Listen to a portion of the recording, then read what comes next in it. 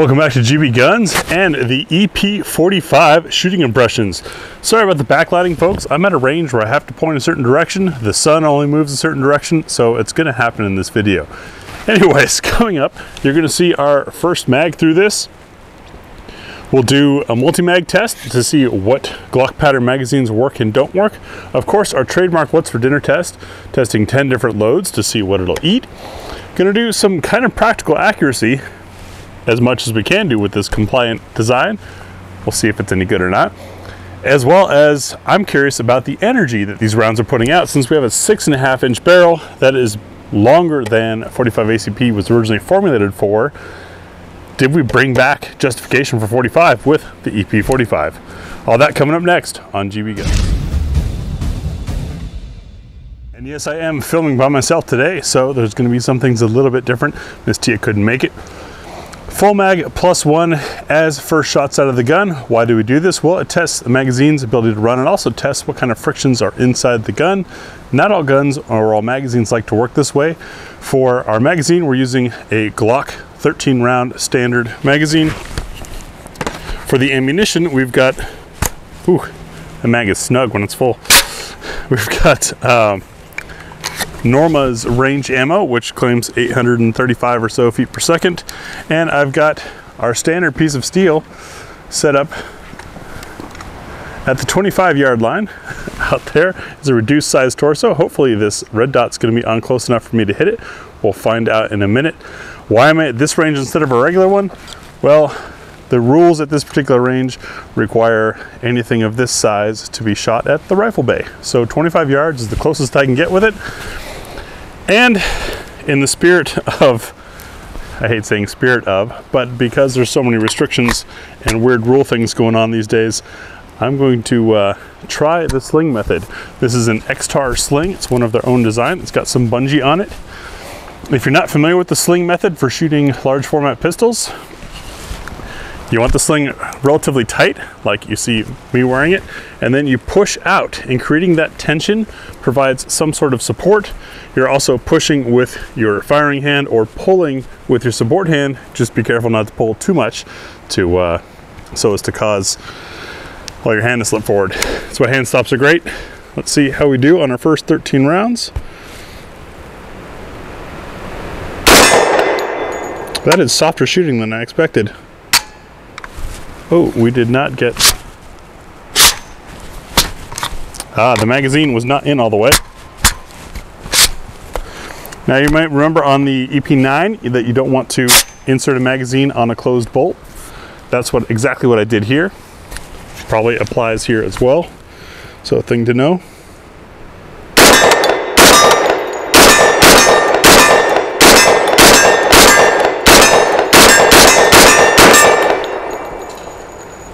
That's really, really controllable and also very soft shooting. I'm sure some of you were just like what was going on in my head. Okay, I've got a 45 and it's direct blowback. What's it gonna be like? What's the recoil gonna be like? Shooting the sling method, which is not something I do very often. Oh crap, what's that gonna be like? And then I go and put this end cap next to my cheekbone. Is it about to punch me in the face? As you saw, none of that was an issue, and the gun ran without issues, minus the whole inserting a mag on a closed bolt. That might have been a failure on my part to not smack it in hard enough or ensure it was fully seated, or it could just be like the EP9 that you don't want to do it on a closed bolt to begin with. Multi-mag, we don't have a lot of Glock 45s at home, so we've only got two different variants of Glock pattern 45 mags, an ETS mag and an SGM tactical mag. And before someone says, hey, why don't you just put the camera on the other side so you're not backlit? Well, if I did that, you wouldn't be able to see the actions of the gun, and that would defeat the whole purpose of watching a video. Sure, it might look cooler, but this is not about visual pleasure. This is about finding out about the firearm. All right, SGM tactical. That inserted a little nicer. And here we go.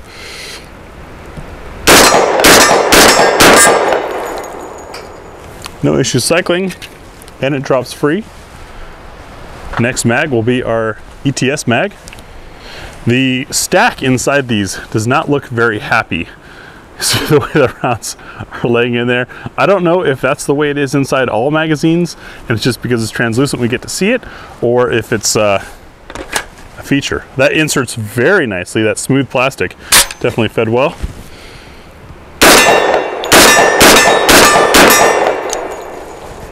And drops free. So it would appear, at least from our examples, that with the EP45 you can run SGM tactical mags, you can run ETS mags, or of course Glock mags.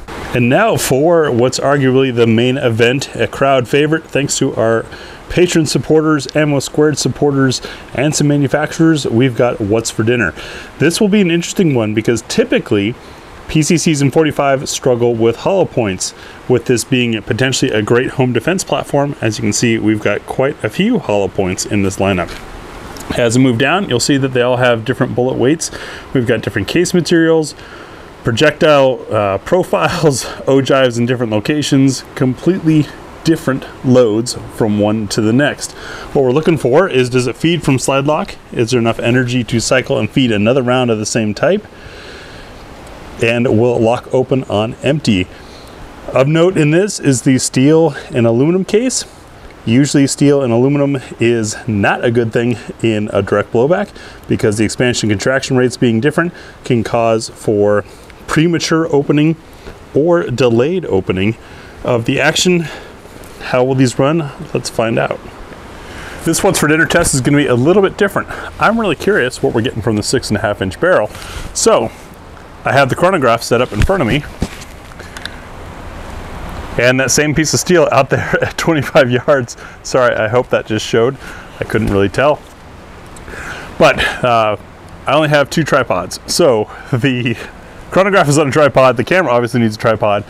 The steel out there at 25 yards, by the way, is a reduced size torso. It's a C-zone target. So that's going to serve as practical accuracy. Now, why 25 yards? Why not lay down on the bench and try this thing at 100? In the past, when I've shot 45 at 100 yards, it's had about 8 inches of drop because it's naturally a subsonic round to begin with. It starts to really fall apart at distance. It was never really meant for that. Yes, you can land hits, and that's a fun thing to do.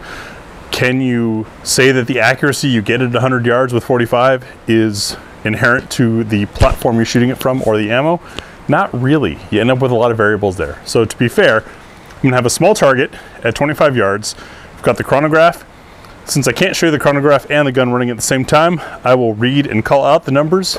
Remember, our chronograph is a little wonky. Sometimes it reads meters instead of feet, even though I set it on feet every time. Don't worry, I'll do the math in post and show it up on the screen, and we'll see what kind of velocity we're getting out of these rounds, as well as what kind of energy, because I think we got something impressive coming out of here. And that might really show with this first load from Liberty Ammunition. This is their Civil Defense 45 grain plus P 78 grain with a posted velocity of 1900 feet per second. So this could be a screamer. Nice nickel plated case, really pretty. And we'll see how this runs. Not shouldering, not cheeking, I'm doing the sling method. 629, that must be meters. 633 and 635, fairly consistent, no issues, locked open on empty. And as far as the accuracy, you guys should be hearing the ding. All 3 of those were dings, trust me. Our next load is also a very light for caliber, the ARX. This stuff may or may not still be in production. They were bought by Norma, and then Norma was bought by Beretta. 118 grain, claiming 1350 feet per second. And yes, my eyes are catching up with me. I'm not seeing quite as good as I used to.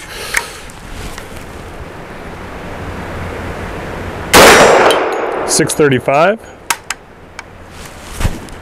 and we had a feed issue.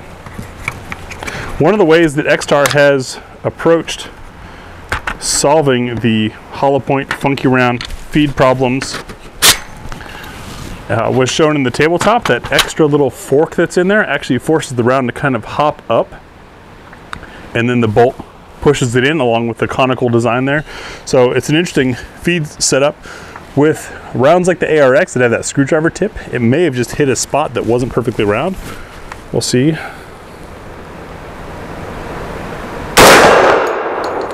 Got an error. And 420 meters per second.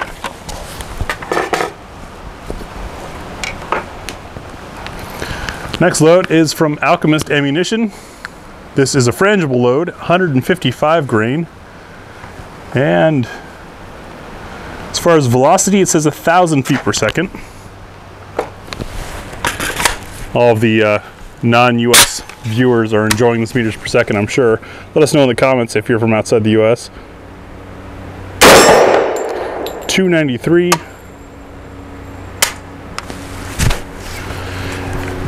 And that did not go all the way into battery. Of course, by doing that, I didn't reset the trigger.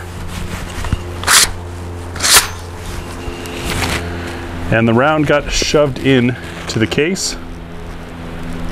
That's not one you want to fire. That's going to be overpressure. So let me grab a fresh one. 2 more rounds of that Alchemist Ammunition.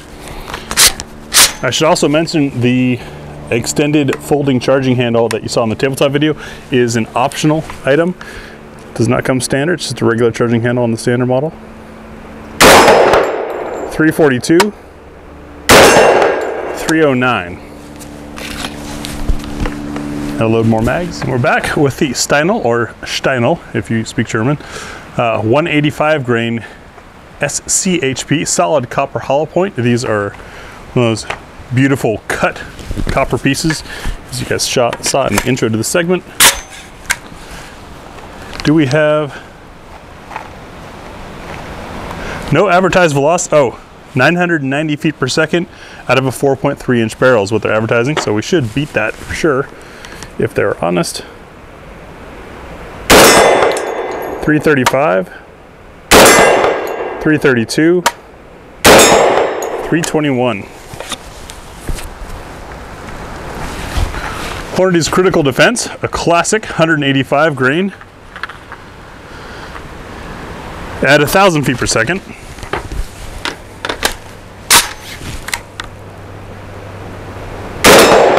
.318, 307, 321. That was very comfortable to shoot in that. Next load should be interesting. Black Hills. This is their 200 grain semi-wad cutter. Black Hills tends to make great ammunition. They make no velocity promise. And as you can see, these have a really funky shape, kind of like a silly hat, if you will. Be interested to see if Extar's feed system will run this load. Oh, so far.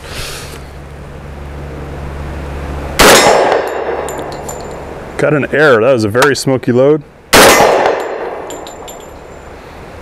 Another error. Very soft shooting. Really smoky. Error all 3 times on the chronograph. That could easily be because I am less than 10 feet away from the chronograph. The instructions say to be 10 feet away, but that's just physically not possible shooting in this position at this location. So, sorry about that. Another interesting one is the Tula steel case, 230 grain. So now we're back to FMJ and the proper bullet weight for 45. Remember, the expansion and friction factors of steel can cause it to be an issue sometimes in blowback guns. 242, 233, 252. No issues, very soft shooting. For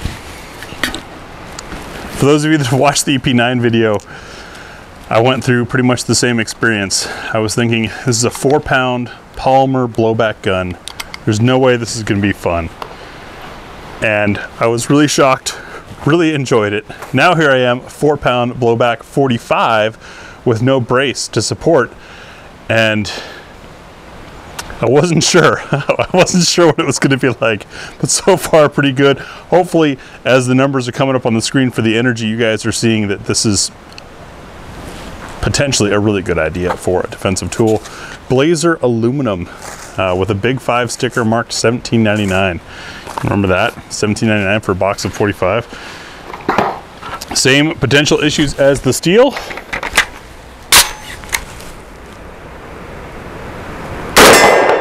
$233, $230, 235.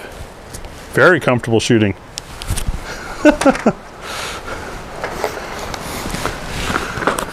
Federal premium law enforcement.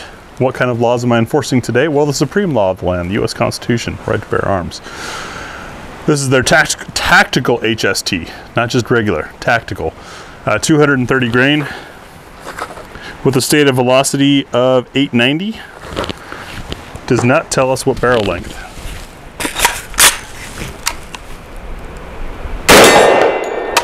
An error.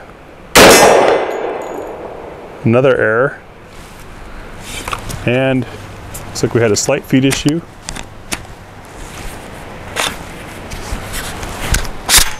It's interesting.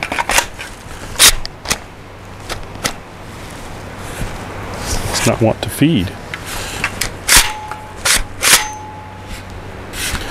So if I lock the slide open, or lock the action open, and insert the magazine, now it's running. Interesting, that could be the SGM mag. Not entirely sure. If it had repeated, I would have swapped magazines. SGM mags are good because they're affordable and available. They're not always the most reliable.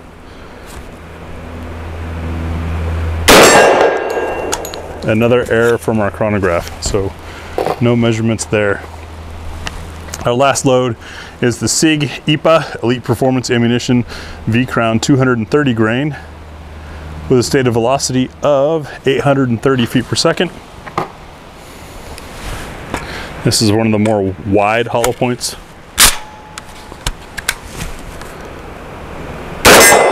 .272, 272, and an error, but very comfortable and easy to shoot. So what do we learn from this? You guys know the energy. I haven't done the math yet. I got to convert meters to feet and then feet to muzzle energy based on bullet weight. I hope that brace thing falls through and we end up able to put braces on, because this was surprisingly comfortable to shoot.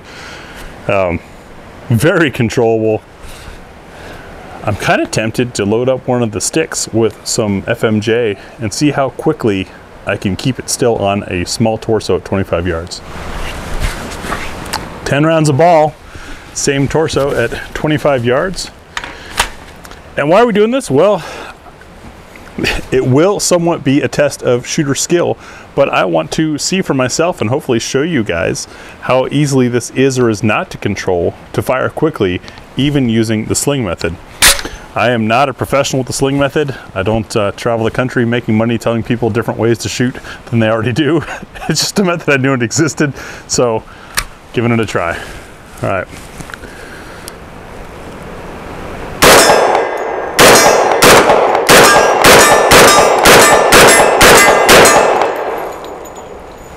I think I missed once. That was surprisingly easy to do. I had one little flip on the sling from the buffer tube here, but once that happened, man, that was really easy. As far as optics, if you guys are curious, this is the Holosun HS510C, and having that big nice window as well as that circle dot has certainly been helpful.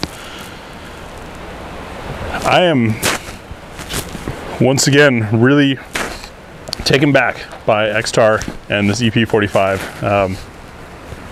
Wow. I mean, for the price, you get something that is very lightweight, very compact, easy to transport.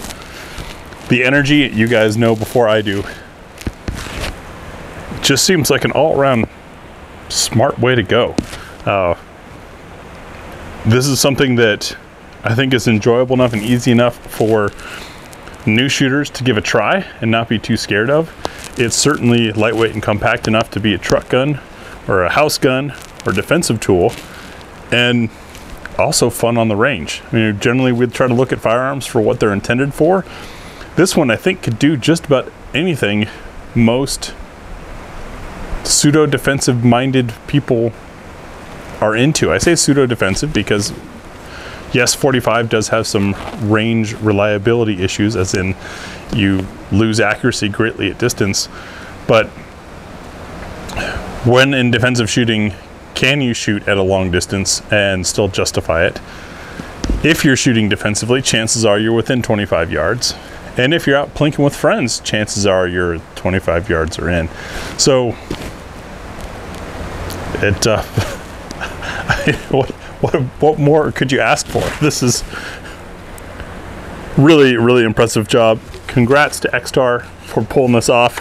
I think it's pretty cool considering that 45 ACP pistol caliber carbines and large format pistols haven't existed largely because they choke on hollow points and they lose their functionality if you're stuck using just ball.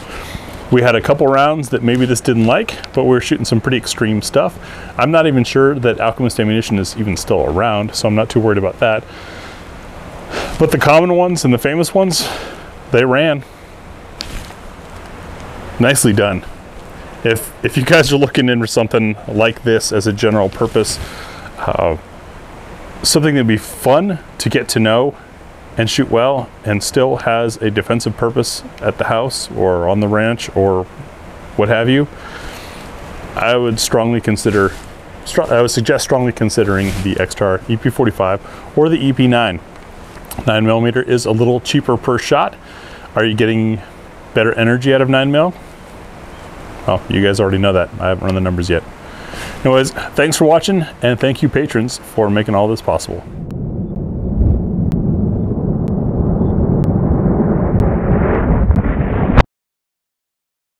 Just as a bonus for our regular viewers, you guys know our 6-inch Titan Great Outdoors spinner target. That little guy. We use this in handgun reviews as a judgment of sight and trigger control because you've got a very small target. That red circle is 6 inches, and you've got to time a well-placed shot because as you hit it, it starts moving.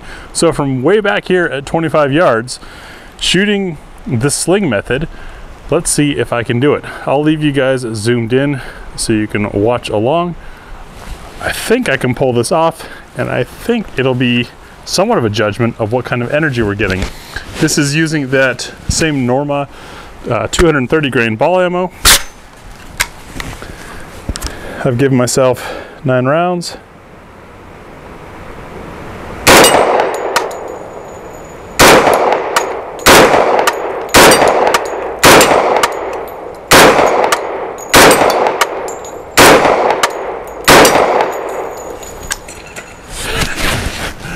And we finished on the last shot. That's pretty cool. So, was it tough? Yeah. I've got a GI style trigger and I'm using just a red dot, holding it the sling method, but I think that should serve as the testimony of your accuracy and your potential to control and time this thing. Yes, I am an avid shooter. No, I am not a pro at doing things this way, but it really worked. If you want to try the sling method as a way to avoid brace issues with the ATF, etc., I recommend something that has a little bit of bungee on it, like this Extar USA sling has, that lets you push as it tries to kind of pull back against you. And you can see I'm supporting the firearm with just one hand. Makes it a whole lot easier. Did get a little bit sore in my left forearm because I don't normally do that, but this worked really well. You're going to want the sling to feel uncomfortably too tight, but it worked. That was pretty cool. Thanks guys, we'll see you in the next video.